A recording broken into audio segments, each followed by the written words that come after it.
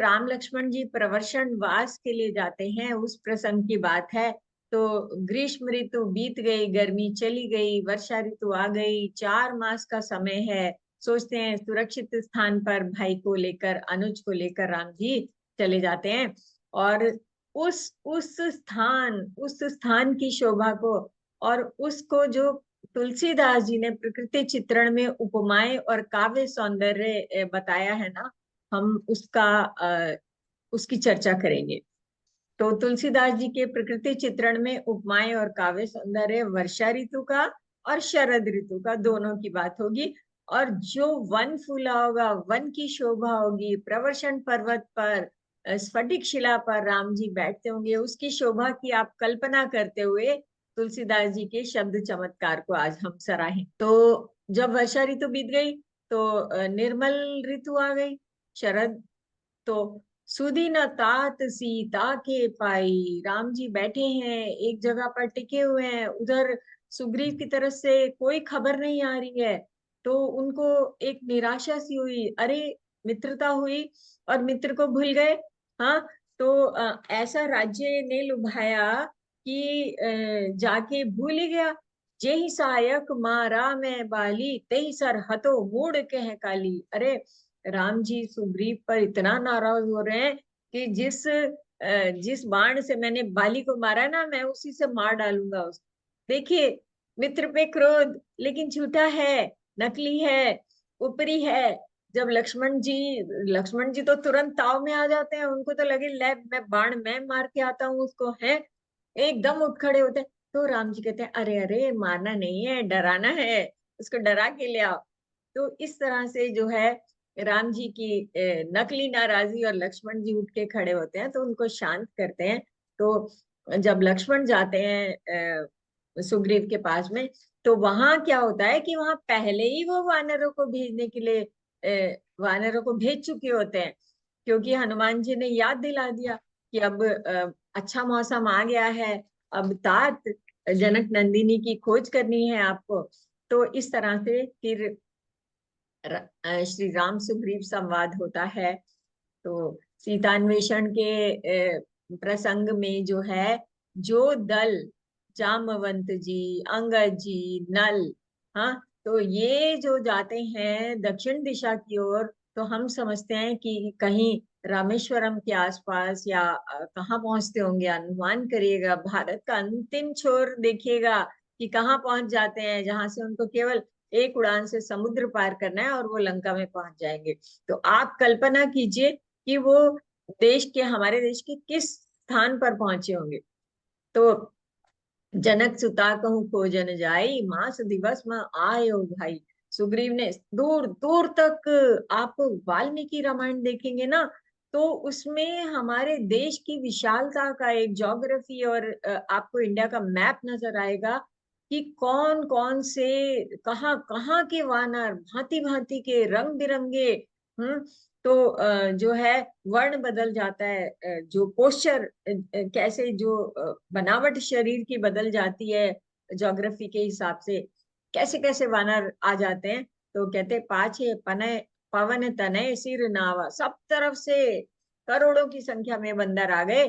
तो जो है बंदर हम कह रहे हैं, लेकिन वो वन्य प्राणी है, ट्राइबल ट्राइबल्स हैं सारे, दूर दूर इंटीरियर के लोग जो है ना, जो सहायक होने के लिए सुग्रीव के उसकी गठन क्षमता देखिए, नेतृत्व क्षमता देखिए कि वो आ जाते हैं। और फिर जो है उनको जब भेजने की समय आता है, चलो अब जाओ, तो पी पाछे पने पवन तनय से बाद में हनुमान जी प्रणाम करते हैं। जो दक्षिण दिशा में ग्रुप जाता है ना, जूत आए जूथ अब जूथ, तो उसमें राम जी फिर उनको पास बुलाते हैं हनुमान जी को। तो क्यों क्यों करते हैं ऐसा? क्योंकि आ, उनको पता है कि उनका कार्य हनुमान ही करने वाले हैं, कार्य साधक हैं। राम जी पहचान गए, उनको जान गए, है ना। तो फिर उनको बुला के और क्या करते हैं, सोचो क्या किया होगा। मुद्रिका दी कि जनक नंदिनी मिले तो मेरी ये निशानी उसको दे देना। तो चलिए आगे की यात्रा होगी। गुफा में तपस्विनी मिलती है, कैसे वो समुद्र के तट पर पहुंच जाते हैं। कैसे वानरों की निराशा होती है। और जो वानर, सुग्रीव ने कहा था 1 महीने के अंदर आ जाना, नहीं तो मार डालूंगा अगर बिना खबर पाए आए तो। हाँ, तो अब ये जो दक्षिण दिशा में गए थे इनके ऊपर कथा चल रही है, तो सारे निराश हो गए। कहे अंगद लोचन भरी बारी, दुहु प्रकार भई मृत्यु हमारी। अरे यहाँ भी हम मरे और गए तो सुग्रीव मार डालेगा, सीता का पता ही नहीं लगा, अवधि बीत गई। इससे अच्छा तो हम भूखे प्यासे प्रायोपवेशन कर दें, जान दे दें अपनी, है ना। तो तभी एक चमत्कार की तरह से ये भी कहानी सुंदर आएगी कि कैसे उनको एक पक्षी मिल जाता है और उससे पिछली कोई जान पहचान निकल आती है। तो वो इनको बता देता है कि जो नाघई सत जो जन सागर, करई सो राम काज मति आगर। कि जो 100 योजन का समुद्र पार करेगा वही राम काज करने में सक्षम होगा। तो फिर आगे की कथा तो सबको पता ही है। सुंदरकांड का पूर्व प्रसंग है कि जामवंत जी ने हनुमान जी की खोई हुई शक्ति को याद दिलाया, है ना, और उनको प्रेरित किया। तो हनुमान जी क्या बलवान रूप धारण करके और क्या कहते हैं, बहुत सुंदर शब्द हैं, तो याद करने लायक हैं, अप्लाई करने के लायक हैं। तो बहुत सुंदर सुंदर चीजें आ रही हैं। हम आगे बढ़ते हैं। तो श्री राम लक्ष्मण प्रवर्षण वास प्रसंग। गत ग्रीष्म वर्षा ऋतु आई, रहियो निकट सैल पर छाई। ठीक है, तो वर्षा बीत गई है। चलिए, तो इसमें हमने कविता नहीं ली है क्योंकि चौपाई से ज्यादा जो है तुलसीदास जी के भाव को समझना बहुत जरूरी है। उन्होंने प्रकृति वर्णन करते हुए किस तरीके से क्या बताया है। फिर राम जी ने सुग्रीव को बुलाया, कथा शुरू करी हूँ तुलसीदास जी के शब्दों में। बहुत तरह से उन्हें राजनीति की शिक्षा दी। ठीक है, बोला ना।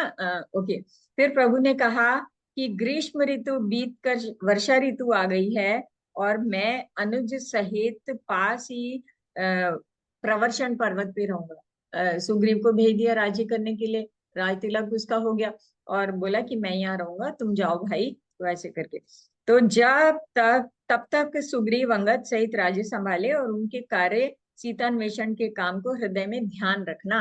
तो जाते जाते ये बोल दिया। तो जब सुग्रीव जी घर लौट आए तो राम जी प्रवर्षण पर्वत पर जा टिके। सुंदर वन फूला हुआ है, अत्यंत शोभित है, मधु के लोभ से भंवरों के समूह गुंजार कर रहे हैं। जब से भगवान वहां आए हैं तो तब से वन में सुंदर कंद मूल फल पत्तों की बहुतायत हो गई। वर्षा ऋतु है ना। और मनोहर अनुपम पर्वत को देखकर देव सम्राट राम जी अपने छोटे भाई सहित वहां रह गए। जब से रमापति राम जी ने वहां निवास किया तब से वन जो है मंगल स्वरूप हो गया, जंगल में मंगल हो गए, है ना। सुंदर स्फटिक मणि की एक अत्यंत उज्जवल शिला है, उस पर दोनों भाई सुख पूर्वक विराजमान है। श्री राम छोटे भाई लक्ष्मण जी से भक्ति वैराग्य राजनीति और ज्ञान की अनेकों कथाएं कहते हैं। वर्षा ऋतु सुहावनी है परंतु राम जी को नहीं सुहाती। क्यों नहीं सुहाती? विरह, विरह वियोग से पीड़ित है, मन में चैन नहीं है, मन व्याकुल है, आकुल है ना। ऐसी वर्षा ऋतु बीती और शरद भी आ गई। तो अब तुलसीदास जी के ये कुछ शब्द मैं आपको बताती हूँ, बहुत सुंदर भाव हैं। राम जी क्या कहते हैं, वर्षा ऋतु के सौंदर्य को देखिए कैसे वर्णन करते हैं कि हे लक्ष्मण सुनो, दोनों भाई बैठे हुए शिला पर और कह रहे हैं चारों तरफ देखो, देखो मोरों के झुंड बादलों को देख के नाच रहे हैं। जैसे कैसे नाच रहे हैं? जैसे वैराग्य में अनुरक्त गृहस्थ किसी विष्णु भक्त को देख के प्रसन्न होते हैं। यानी जैसे भक्त किसी सत्संग को पाके खुश हो जाते हैं ना, सज्जनों को पाके, तो ऐसे ही जो है मोर बादलों को देख के नाच रहे हैं। बिजली की चमक बादलों में ठहरती नहीं है, जैसे दुष्ट की प्रीति स्थिर नहीं रहती, दुष्ट का प्रेम भी स्थायी नहीं होता है ना। तो ऐसे बिजली की चमक बादलों में नहीं टिकती है। बादल जो है पृथ्वी के समीप आकर नीचे उतरकर बरस रहे हैं, बादल नीचे नीचे धरती पर होके बरस रहे हैं।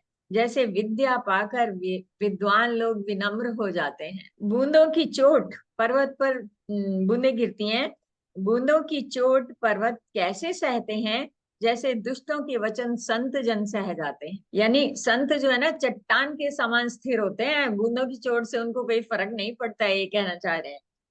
तो छोटी छोटी नदियां भरकर किनारों को तुड़ाती हुई चल रही हैं, जैसे थोड़े से धन धन पाके दुष्ट लोग इतराने लग जाते हैं, मर्यादा को भूल जाते हैं। पृथ्वी पर पड़ते ही पानी गंदला हो जाता है, जैसे शुद्ध जीव के साथ माया लिपट गई हो। देखो हमारा जो आत्म स्वरूप है ना, हमारा सच्चा स्वरूप है, जो हम मैं हैं, जो हु एम आई, हाँ, अगर उसके ऊपर जो माया की थोड़ी भी परत चढ़ी, संसार का रंग चढ़ा, तो वो बिल्कुल वही है कि जैसे धरती पर बूंदे पड़ते पानी गंदा हो जाता है। और साइंटिस्ट कहते हैं कि जो वर्षा की बूंद, शुद्धतम जो है पानी जो है वर्षा की बूंदों में होता है, बादलों का पानी होता है। तो जल एकत्र होकर तालाबों में भर रहा है, जैसे सद्गुण, अच्छे गुण एक एक करके सज्जनों के पास चले जाते हैं। नदी का जल समुद्र में आकर वैसे ही स्थिर हो जाता है, जैसे जीव श्री हरि को पाकर अचल हो जाता है। जिसको ईश्वर का आश्रय मिल जाता है ना, तो वो उसकी चंचलता सारी समाप्त हो जाती है, यही कहना चाह रहे हैं। और वो अचल हो जाता है, यानी आवागमन से मुक्त हो जाता है। चारों दिशाओं में मेंढकों के टटर कैसे सुनाई देती है, कैसी सुहावनी लग रही है, मानो विद्यार्थियों के समूह जो है वेद पाठ कर रहे हो, वेदों के मंत्र बोल रहे हो। तो इतना खूबसूरत। अच्छा, जल्दी जल्दी पढ़ना पड़ेगा, थोड़ा और बताती हूँ। अनेकों वृक्षों में नए पत्ते आ गए हैं, जिससे वे ऐसे हरे भरे और सुशोभित हो गए, जैसे साधक का मन विवेक ज्ञान को प्राप्त करके सुंदर होने लग जाता है, सुशोभित होता है। मदार और जवासा बिना पत्तों के हो गए, मतलब वर्षा ऋतु में कुछ के पत्ते झड़ते हैं। जैसे श्रेष्ठ राज्य में दुष्टों का उद्यम जाता रहता है, दुष्ट जो है अशक्त हो जाते हैं, राज्य बढ़िया है। धूल कहीं खोजने पर भी नहीं मिलती, जैसे क्रोध धर्म को दूर कर देता है, क्रोध आया तो धर्म गया, है ना। अन्न से युक्त लहराती हुई खेती से हरी भरी पृथ्वी कैसे शोभित हो रही है, जैसे उपकारी पुरुष की संपत्ति सुशोभित होती है। रात के घने अंधकार में जुगनू शोभा पा रहे हैं, मानो दंभियों का समाज आज उठा हो। जुगनू में कोई प्रकाश नहीं होता है ना, तो दंभियों का समाज से तुलना करिए। चतुर किसान खेतों को निरा रहे हैं, उनमें से घास आदि को निकाल कर फेंक रहे हैं, जैसे विद्वान लोग मोह मद और मान का त्याग कर देते हैं। पृथ्वी अनेक तरह के जीवों से भरी हुई उसी तरह शोभायमान है, जैसे सुराज्य बढ़िया राज्य पाकर प्रजा की वृद्धि होती है, विकास होता है। जहां तक अनेक पथिक थक कर ठहरे हुए हैं, पथिक रुक जाते हैं, ऐसे में विराम पर होते हैं, जैसे ज्ञान उत्पन्न होने पर इंद्रियां शिथिल होकर विषयों की ओर जाना छोड़ देती। वाह। कभी कभी वायु बड़े जोर से चलने लगती है, जिससे बादल जहां तहां गायब हो जाते हैं, हवा चलती है तो गायब हो जाते हैं। तो जैसे कुपुत्र के उत्पन्न होने से कुल के उत्तम श्रेष्ठ धर्म आचरण नष्ट हो जाते हैं। तो कहते हैं ना, पूत सपूत तो क्या धन संचय, पूत कपूत तो क्या धन संचय, है ना।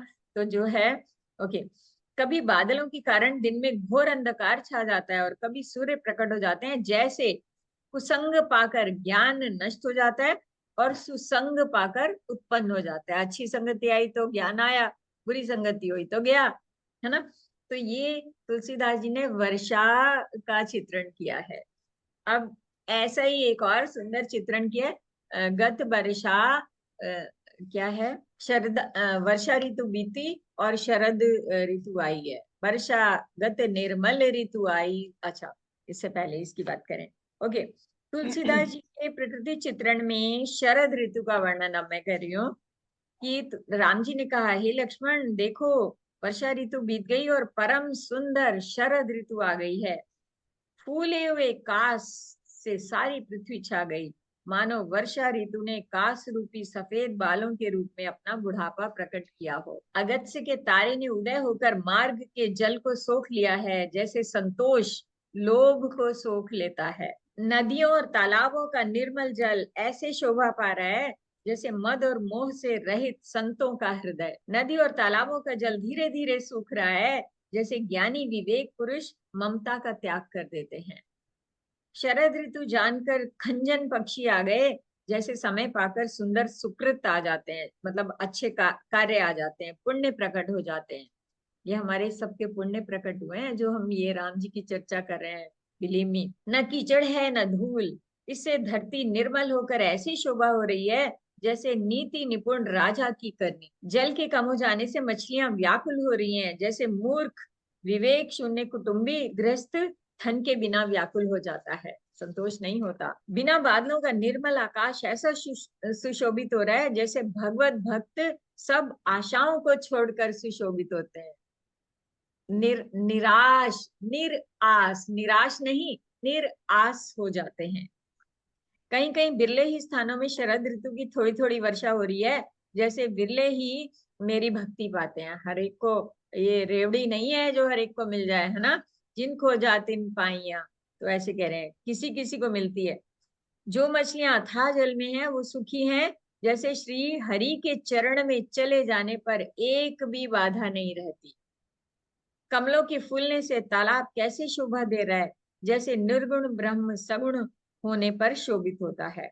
रात्रि देखकर चकवे के मन वैसे ही दुखी हो रहे हैं जैसे दूसरे की संपत्ति देखकर दुष्ट को होता है। शरद ऋतु के ताप को रात के समय चंद्रमा हर लेता है, जैसे संतों के दर्शन से पाप दूर हो जाते हैं।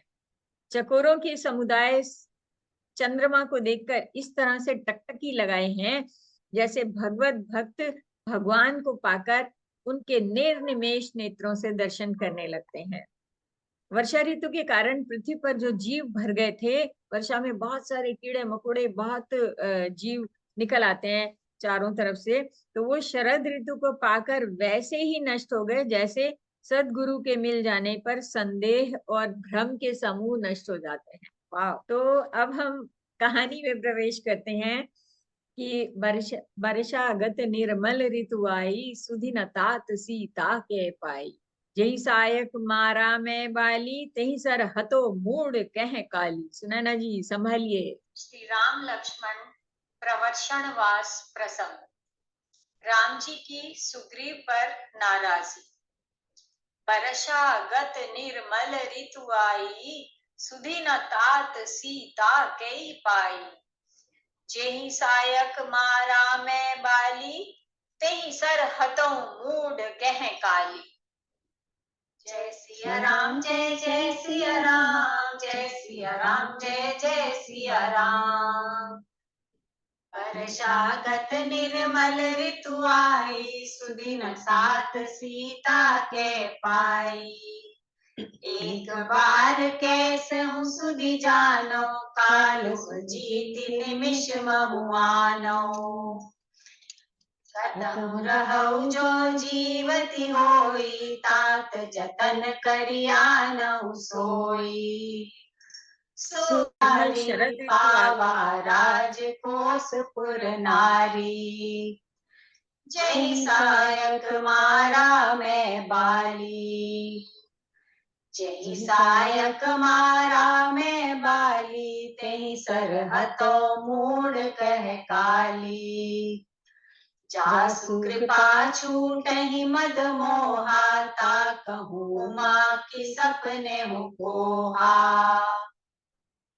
तब अनुजहि समझावा, रघुपति करुणा सीम।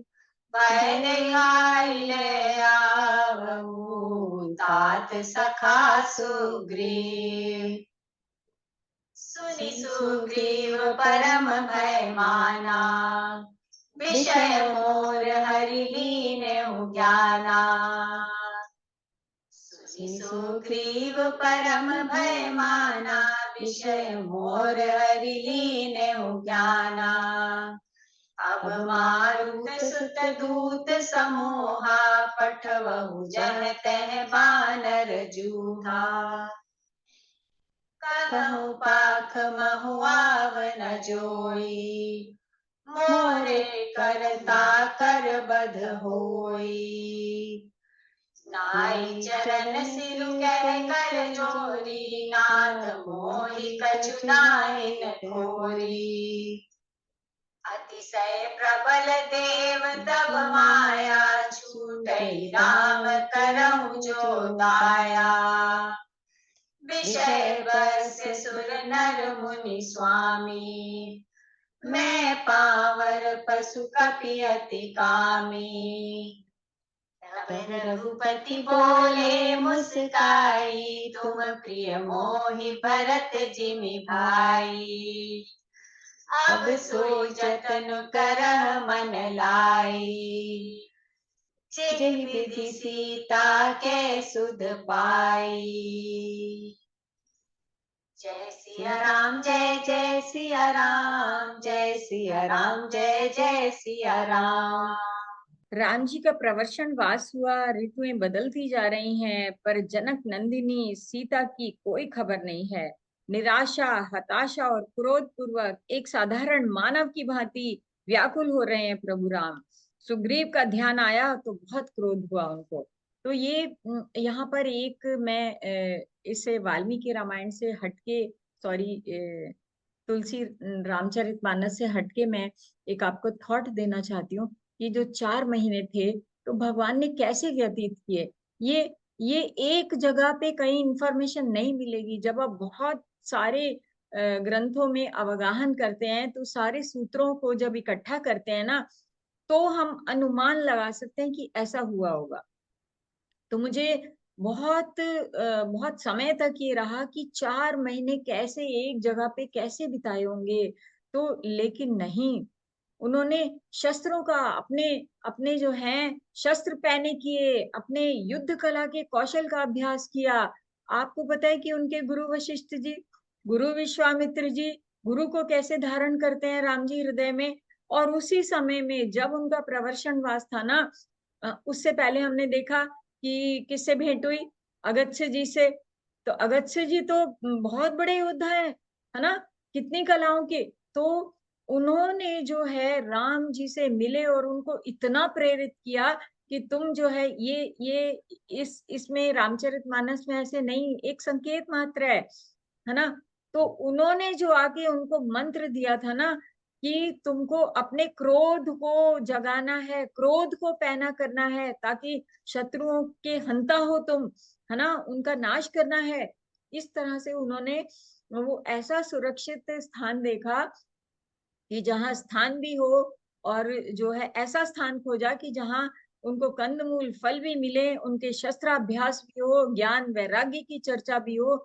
तो सब तरह से अपने को समृद्ध किया और अपने शस्त्रों को तेज किया। जैसे महाभारत में एक इंस्पिरेशन होता है ना कि क्या पता लग गया कि सीता को ढूंढना ही है, जाना ही है, मित्र सहायता करेंगे, है ना, कार्य ये होना ही है और ये समय आ गया है। तो इस तरह से जैसे महाभारत में जो इंस्पिरेशन क्या थी युद्ध की, द्रौपदी के खुले बाल। द्रौपदी ने पूरे अपने जो वनवास था उस अवधि में अपने बालों को खोल के रखा और बोला कि मैं तब तक नहीं बांधूंगी जब तक कि वो दुशासन के रक्त से जो है इसका। तो इस तरीके से उसी तरह से राम जी ने अपने क्रोध को तीव्र किया कि उनको रावण को मारना है। तो सब कुछ जानते हैं फिर भी नर लीला कर रहे हैं ना। तो ऐसे सबसे पहला क्रोध उन्होंने सुग्रीव के प्रति ही व्यक्त किया कि जेहि सहायक मारा मैं बाली। ओके, तो वो सपने में भी क्रोध नहीं कर सकते हैं। जिनकी कृपा से मद और मोह सारे छूट जाते हैं, तो मद और मोह नहीं होगा, अहंकार नहीं होगा, तो क्रोध कैसे होगा, है ना। तो ये बड़ी विचित्र बात है कि प्रभु नर लीला में सब कुछ कर रहे हैं। तो जब लक्ष्मण जी ने जब प्रभु को क्रोध युक्त जाना, तब उन्होंने धनुष चढ़ाकर बाण हाथ में ले लिया, है ना। और जो है तब राम जी ने बड़े प्रेम से छोटे भाई को बोला कि अरे तात, सुग्रीव को केवल भय दिखा कर ले आना, डरा के ले आओ, मारने की बात नहीं है ना। तो अब यहाँ हनुमत चरित्र की विशेषता देखिए।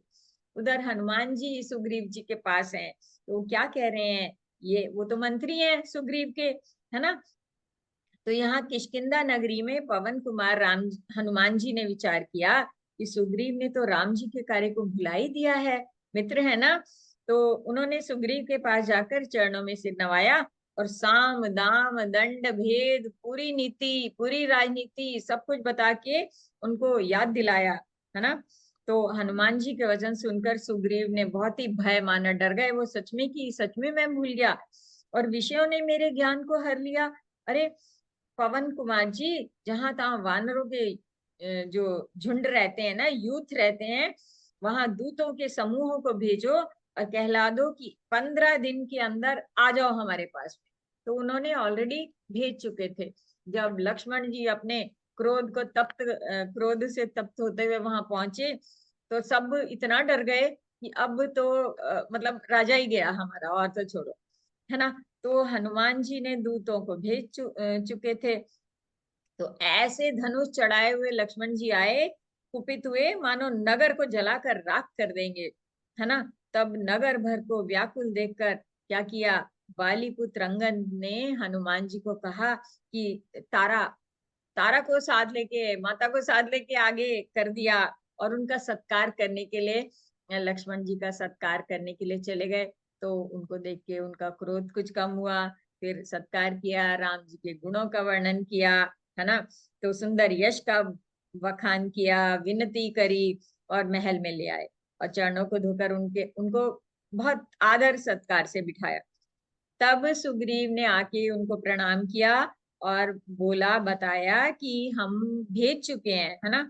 तो नाथ विषय सम मद कछुनाई, मुनि मन मोह करई छन माई। अरे मुझे क्षमा कर दीजिए, विषय के समान तो कोई मद ही नहीं है। विषय क्या, ये भोग, क्योंकि उसको तो नया नया मिला था। तो ये मुनियों के मन को भी क्षण मात्र में जो है विचलित कर देता है। तो मैं तो एक साधारण विषयी जीव हूँ। हाँ, सुग्रीव के विनय पूर्वक वचन सुन के लक्ष्मण जी सुखी हुए और बहुत तरह से समझाए। और हनुमान जी ने जिस तरह से सारी दिशाओं में उनको सुग्रीव जी ने पहले से ही भेजा हुआ था ना वानरों को बुलाने के लिए, तो वो सब बता दिया। तो अब जो है अंगद वानरों को साथ लेके और राम जी के छोटे भाई लक्ष्मण को आए जान के, उनके आगे पीछे सुग्रीव हर्षित होकर सब जो है भगवान राम के पास चल पड़े। और जो है हाथ जोड़ के सुग्रीव कहते हैं, हे नाथ, मेरा कुछ भी दोष नहीं है, आपकी माया ही अत्यंत प्रबल है। वो कह रहे हैं जो किया आप ही ने किया है, मेरा कोई दोष नहीं है ना। मुझे माया की तरफ तो आप ही ने भेज दिया था कि जाओ, तो आप जब दया करते हैं तभी वो छूटती है। तो हे स्वामी, देवता मनुष्य और मुनि सभी के सब विषयों के वश में हो जाते हैं, फिर मैं तो एक पामर पशु, और पशुओं में भी अत्यंत कामी बंदर हूँ। तो राम जी मुस्कुराकर बोले कि भाई, तुम मुझे भरत के समान प्यारे हो, अब मन लगाकर वही करो जिस उपाय से जनक नंदिनी की खबर मिले। तो उनके क्रोध का कारण यही था कि काम आगे बढ़ना चाहिए, है ना।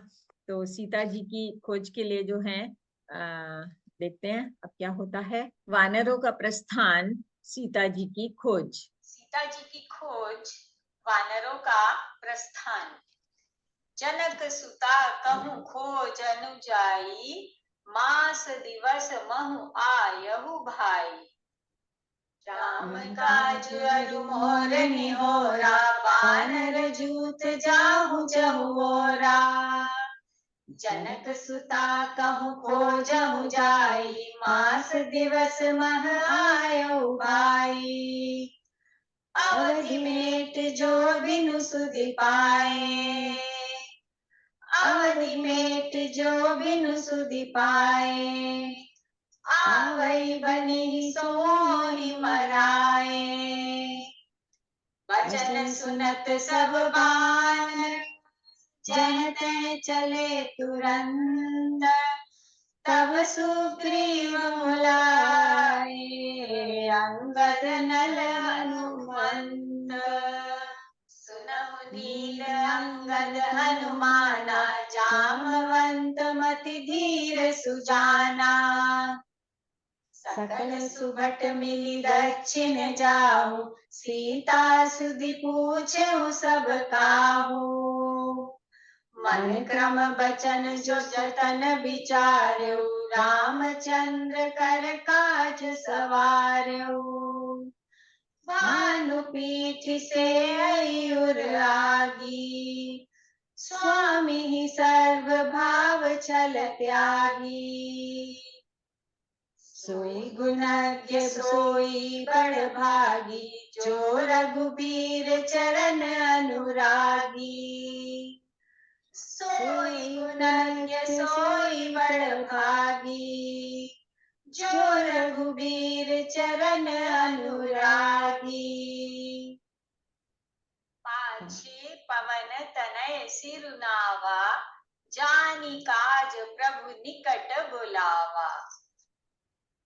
पाछे पवन तनय सिरुनावा, जानी काज प्रभु निकट बुलावा। परसा शीस सरोरुह पानी, कर मुद्रिका दीनी जन जानी। बहु प्रकार सीत ही समझाए हूँ, कही बल बिरह बेगी तुम आए हो। हनुमत जन्म सुफल करी माना, चले हृदय धरि कृपा निधाना। चले सकल बन खोजत, सरिता सरगिरि खो। राम काज लय लीन मन, बिसरा तन कर छो। सीता जी की खोज, वानरों की निराशा। यहाँ रोक देते हैं। बिचारे कपि मन माही, बीती अवधि काज कछु नाही। सब मिली कहीं परस्पर बाता, बिनु सुधि लय करब का भ्राता। कहे आनंद लोचन भरे बारी, दो प्रकार भई मृत्यु हमारी। यहाँ न सुधि सीता के पाई, वहाँ गए मारे ही कपिराई। हम सीता के सुधि लीने बिना, नहीं अजें जुबराज प्रवीणा। अस कही लवन सिंधु तट जाई, बैठे कपि सब दर्भ डसाई। जामवंत अंगद दुख देखी, कहीं कथा उपदेश विशेषी।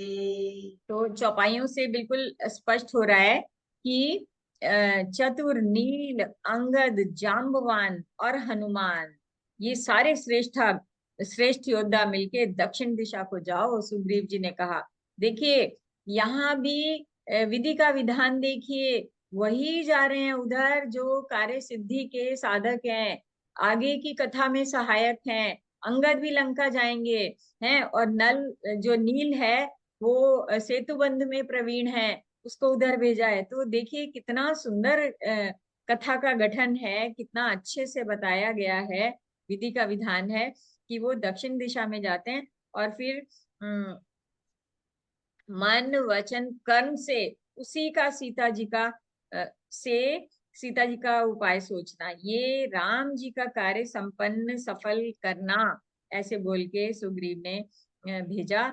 एक बड़ी सुंदर लाइन इसमें आई थी, सूर्य को पीठ से और अग्नि को हृदय से सामने से सेवन करना चाहिए, परंतु स्वामी की आज्ञा की सेवा तो छल छोड़कर सर्व भाव से, मतलब मन वचन कर्म सब प्रकार से स्वामी की सेवा करनी चाहिए।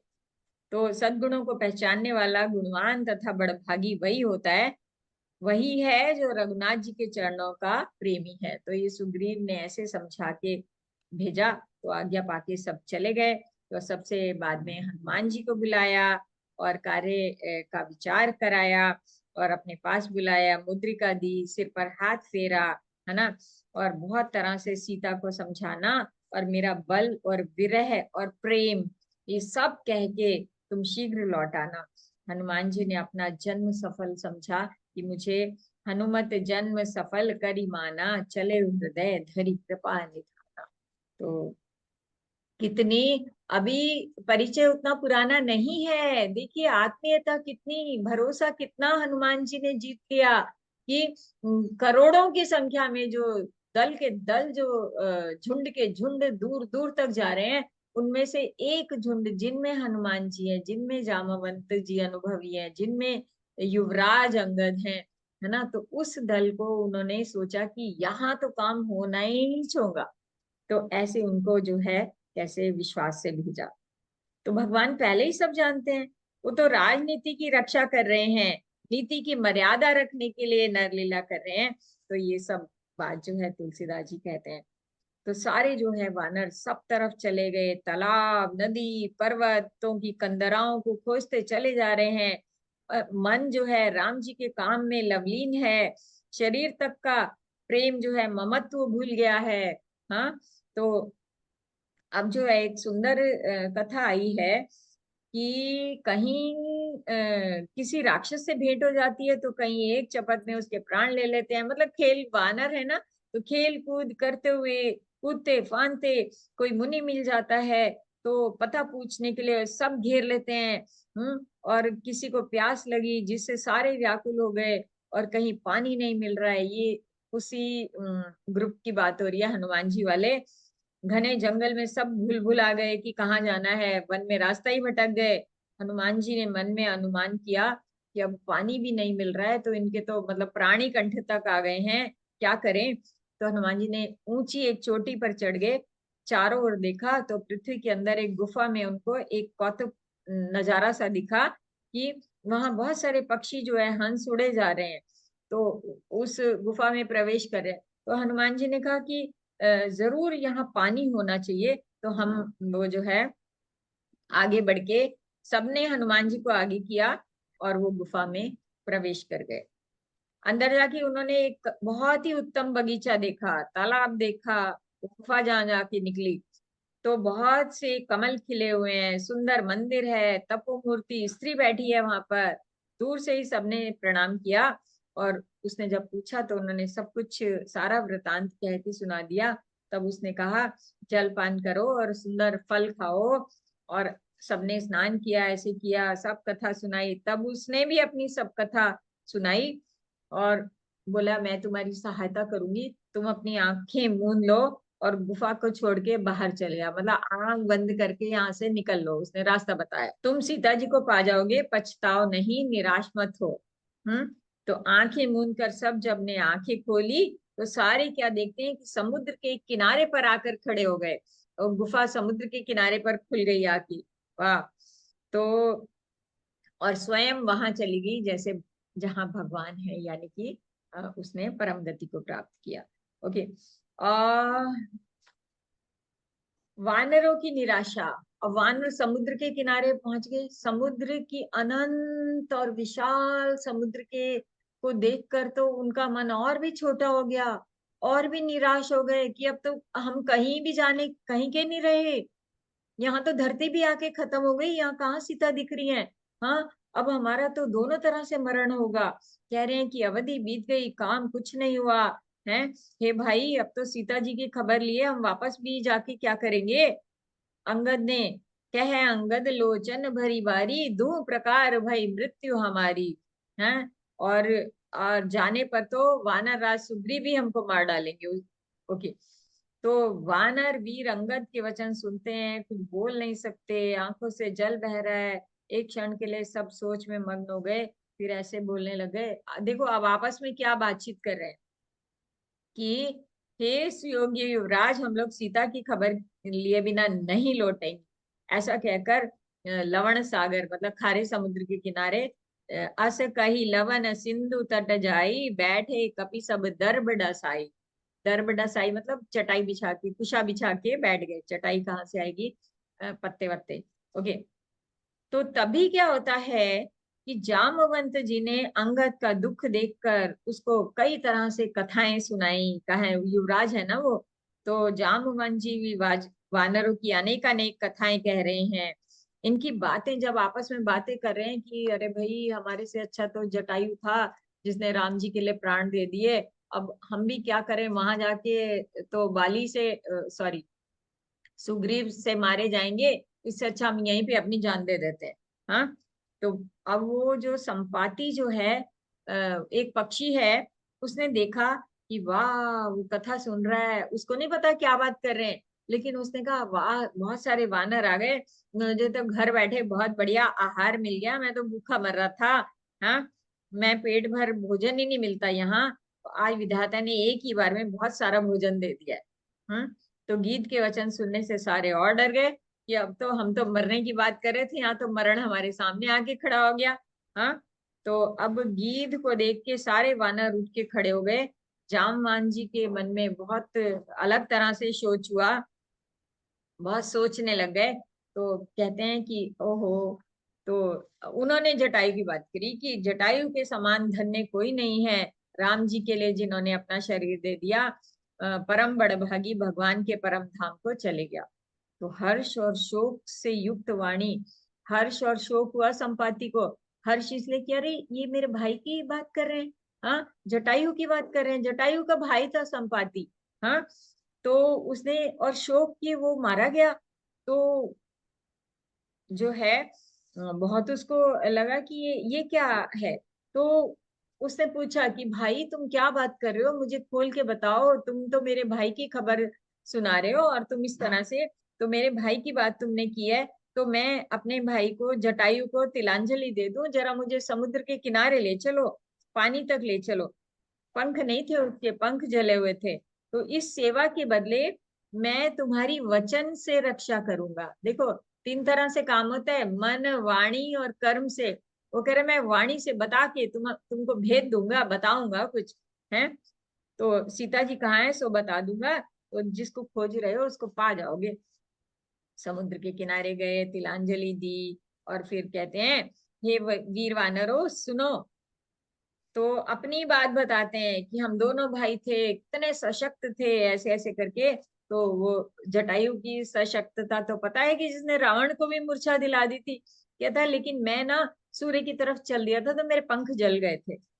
तो ओके, तो अब जो है गिद्ध ने कहा कि मैं देख रहा हूँ एक ऊंची सी जगह में बैठा, उसने कहा मैं देख रहा हूँ जो तुम नहीं देख सकते हो, क्योंकि गिद्ध की जो दृष्टि है ना बहुत अपार होती है, पैनी होती है, दूर तक जाती है। तो क्या करूं, बूढ़ा हो गया, नहीं तो तुम्हारी कुछ सहायता अवश्य करता। तो जो तुम में से 100 योजन पार करेगा, समुद्र लांघेगा, और बुद्धि निधान होगा, बुद्धिमान होगा, चतुर होगा, वही राम जी का काम कर सकेगा। तो निराश हो के घबराओ मत, मुझे देखकर मन में धीरज धरो। देखो मेरे नए पंख निकल आए, मैंने राम जी की बात करी और मेरे नए पंख आ गए, मेरा शरीर कैसा था और अब देखो कैसा सुंदर हो गया है, बिना पांख का बेहाल था, पांख उगने से सुंदर हो गया है। अतः कायरता छोड़ के राम जी को हृदय में धारण करो, तुम्हारा कार्य अवश्य होगा। तो काकभूषुंडी जी कहते हैं हे गरुड़ जी, इस तरह से कह के जब गिद्ध चला गया ना, तो उनको बड़ा आश्चर्य हुआ कि ये तो राम जी ने ही भेज दिया हमें खबर देने के लिए, देखो। हाँ, अब सब बताओ कौन जाएगा, चलो जामावंत जी पूछ रहे हैं, सबसे सीनियर है, सब अपना अपना बल कह रहे हैं। हाँ, तो जो है समुद्र के पार जाने में सभी ने संदेह, इतना पार विशाल जलधि देखकर तो हिम्मत नहीं हो रही है। जामवंत जी खुद ही अपना पहले बोलने लगे कि मैं तो, मेरी उम्र हो गई है, शरीर में पहले वाली बल का लेश भी नहीं रहा है। तो पहले तो अपने काम उन्होंने बताया कि मैंने क्या क्या किया था। अंगद ने बोला कि मैं पार तो जा सकता हूँ पर आ नहीं सकता। हाँ, तो आने में कुछ संदेह है। जामवंत जी ने कहा अरे तुम सब तरह से योग्य हो, पर तुम सबके नेता हो, तुमको तो लीडर, नेतृत्व करने के लिए भेजा है ना, तो तुमको नहीं भेज सकते और तुम युवराज हो। तो फिर अब क्या होता है, अब हम सीधे सुनैना जी उद्बोधन पे चलते हैं। बचाऊं तो मुझे। अब जो है हनुमान जी को कैसे उनकी शक्ति की याद दिलाते हैं। जामवंत जी वृद्ध हैं, अनुभवी हैं, हनुमान जी के इतिहास को जानते हैं, है ना, उनको पता है कि ये महाबली अपने बल को भूले रहने का इतना विनम्र है। कहने की बात है कि ऋषियों ने शाप दिया था, लेकिन जितनी विद्या होती है ना उतनी विनम्रता होती है। हनुमान जी में विद्या, ज्ञान और भक्ति दोनों का ऐसा संगम है। वो इतने विनम्र रहते हैं कि अपनी जो है अष्ट सिद्धियों को भी नहीं जानते, अपने बल पराक्रम को कोई भाव ही नहीं देते, वो अपनी विनम्रता और भक्ति को ही हमेशा जागृत रखते हैं। तो उन हनुमान जी को जामवंत जी कैसे उद्बोधन उनका करते हैं और कैसे उनके बल की याद दिलाते हैं, बहुत सुंदर प्रसंग है सुंदर कांड से जस्ट पहले का। सीता जी की खोज, जामवंत जी द्वारा उद्बोधन। जो नाघई सत जो जन सागर, करई सो राम काज मति आगर। कहई रीछ पति सुनु हनुमाना, का चुप साधी रहु बलवाना। पवन तनय बल पवन समाना, बुद्धि विवेक विज्ञान निधाना। कहई रीछ पति सुनो हनुमाना, का चुप साधी रहु बलवाना। पवन तनय बल पवन समाना, बुद्धि विवेक विज्ञान निधाना। कवन सो काज कठिन जग माही, जो नहीं होई तात तुम पाही। राम काज लगी तब अवतारा, सुनत ही भयउ पर्वताकारा। कनक बरन तन तेज बिराजा, मानहु अपर गिरि कर राजा। सिंहनाद करि बारहि बारा, लीलहि नागहु जलधि तिखारा। सहित सहाय रावणहि मारी, आनहु इहाँ त्रिकूट उपारी। जामवंत मैं पूछहु तोहि, उचित सिखावनु दीजहु मोहि। ऐत न करहु तात तुम जाई, सीतहि देखी कहु सुधियाई। ऐत न करहु तात तुम जाई, सीतहि देखी कहु सुधियाई। तब निज भुज बल राजीव नैना, कौतुक लागी संग कपि सेना। हाँ जी। कपि सेन संग संहारि, निश्चर राम सीतहि आनी है। त्रैलोक पावन सुजसु सुर मुनि, नारदादि बखानी है। जो सुनत गावत कहत समझत, परम पद नर पावई। रघुबीर पद पाथोज मधुकर, दास तुलसी गावही।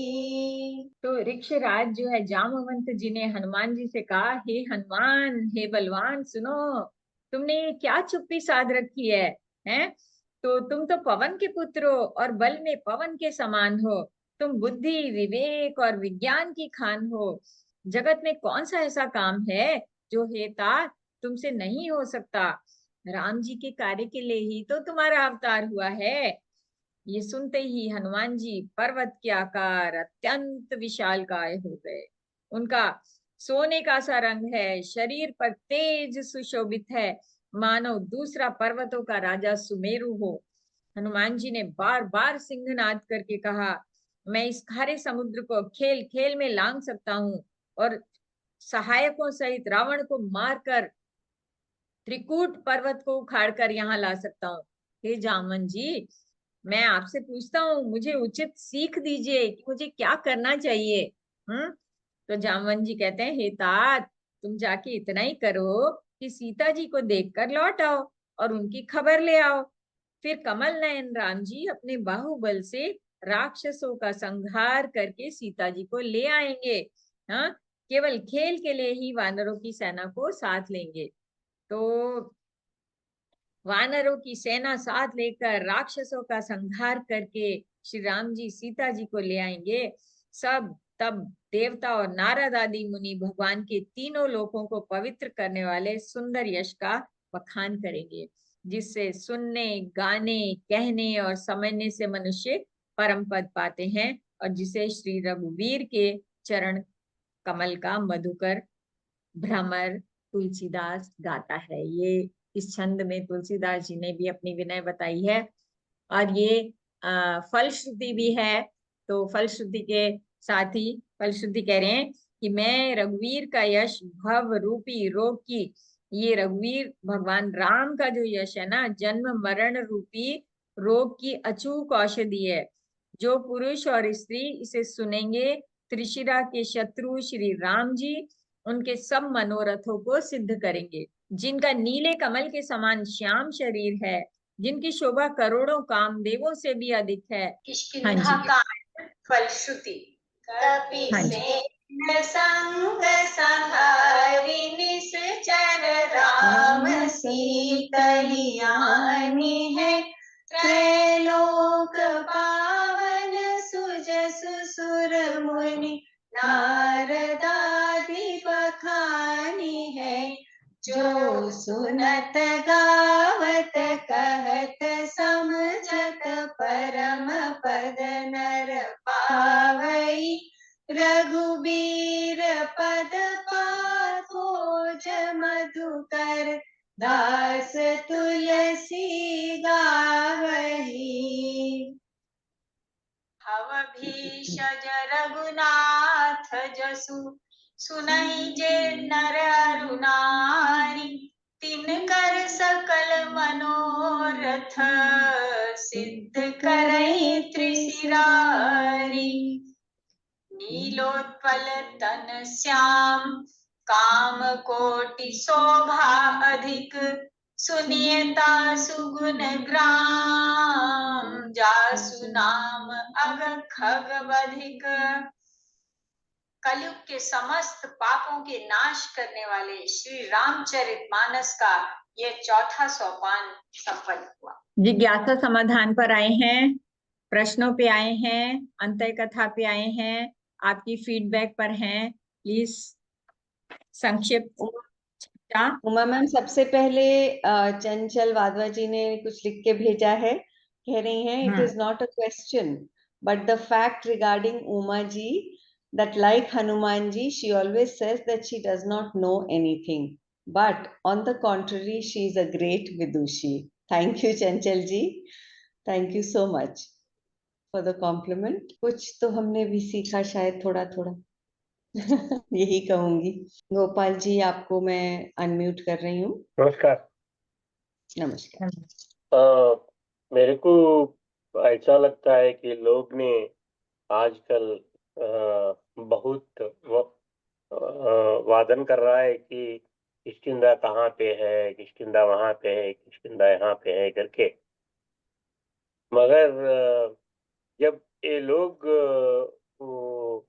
दक्षिण दिशा में जाता है, वहां पे ये गुहा में प्रवेश करता है, वहां से वो योगिन माता ने इन लोगों को आंख बंद करने को बोलती है, और आंख खोलने से वो लोग सागर के तट में रहता है। इसलिए वो सागर का नजदीक का कुछ नहीं है, वो दक्षिण भारत के वो कर्नाटका रास्ता में होगा, ऐसा मेरे को लग रहा है। यही हमारी जो है अनुसंधान का विषय है कि हम जो हमारे शास्त्र, ये रामायण और महाभारत जो है ना, ये एपिक्स कोई कथा नहीं है, ये हमारा इतिहास है। जो हमारे देश तो क्या, दूर दूर तक विश्व के जो है जर्रे जर्रे में जो है हमारे साक्ष्य जो है प्रमाण मिल रहे हैं। तो जो नाम दिए हजारों साल पहले, जो नाम दिए, जो आज भी हमें स्थान और नाम बिल्कुल शास्त्र में ऐसे प्रमाण जो वर्णन के अनुसार जो जैसे मिलता है, तो क्या वो कोई कल्पना हो सकती है किसी की? तो हमें हमें उन्हीं चीजों को हमें अपने अपने जीवन, अपनी संस्कृति, अपनी परंपरा, अपनी ज्ञान, अपनी मतलब उस कड़ी, the flow of the river, हमने उन्हीं सूत्रों को पकड़ना है कि we are proud owners of this heritage. तो हमें इसी पकड़ को जो है अगली पीढ़ी को देना है कि अपने स्वत्व का मान होना चाहिए, अपने अपनी संस्कृति का ज्ञान। और देखो ना, मेरा भारत महान, लेकिन किस चीज के लिए महान है इसका तो हो ज्ञान, है ना। Yeah. तो जब Yeah. हमने अपने शास्त्रों में गहरे डूब के Right. नहीं डालेंगे तो समझेंगे नहीं। तो यही इसका Right. उद्देश्य है कि हम आज के सूत्रों को अपने इतिहास से जोड़ के उस अपनी परंपरा के स्वामी बने। करेक्ट करेक्ट, धन्यवाद। हाँ जी, थैंक यू। विनय जी, आपने हाथ खड़ा करा था। हाँ जी, अनम्यूट कर लीजिए अपने आप को। सर्वप्रथम दोनों माताओं को मेरा प्रणाम। आप प्रणाम। लोग इतना सुंदर भजन सुन के मुझे बहुत अच्छा लगता है, बहुत आनंद आता है।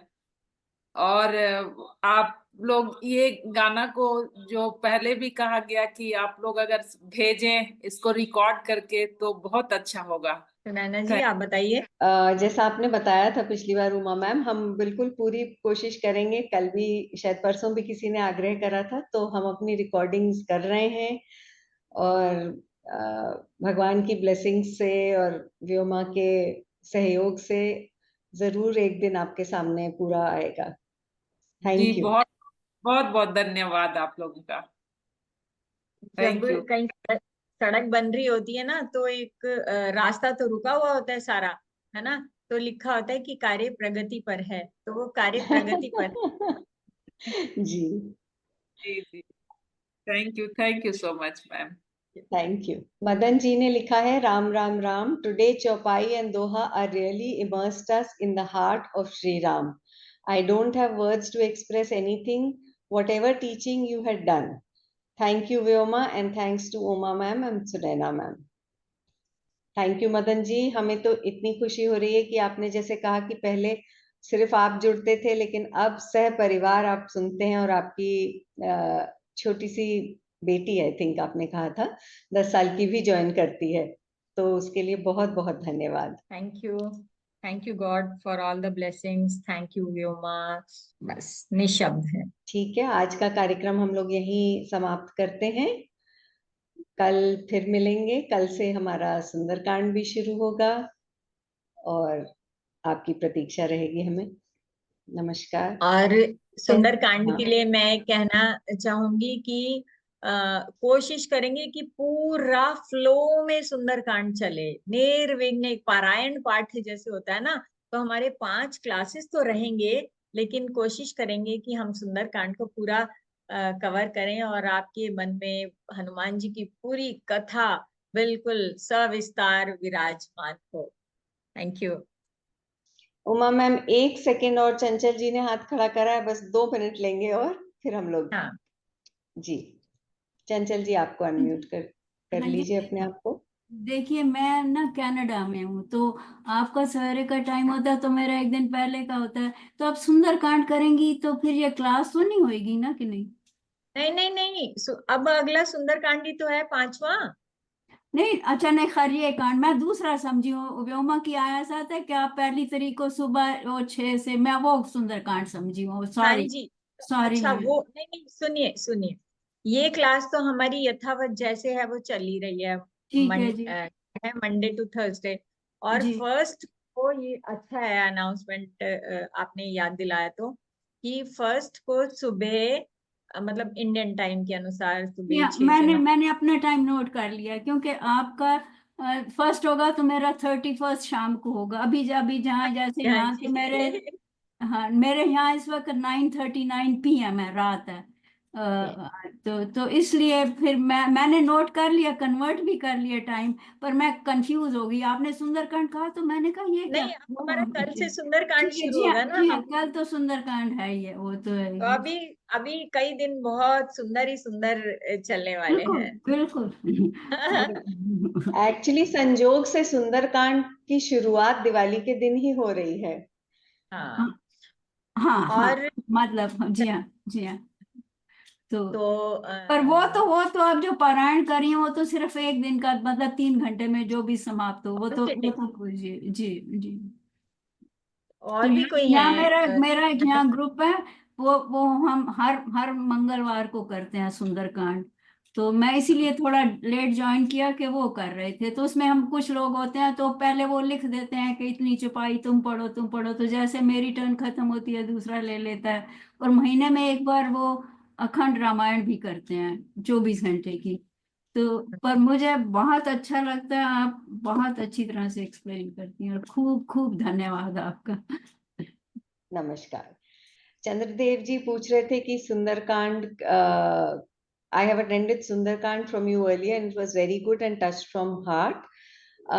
उनको शायद लिंक फॉर द एग्जाम नहीं मिला था, तो क्या सुंदरकांड का एग्जाम हुआ था? और हाँ सुंदरकांड तो जी, हर तरफ से सुंदर है। सुंदरकांड का एग्जाम हुआ था, लिंक भी आपको मिल जाना चाहिए, आग्रह भेज सकते हैं तो।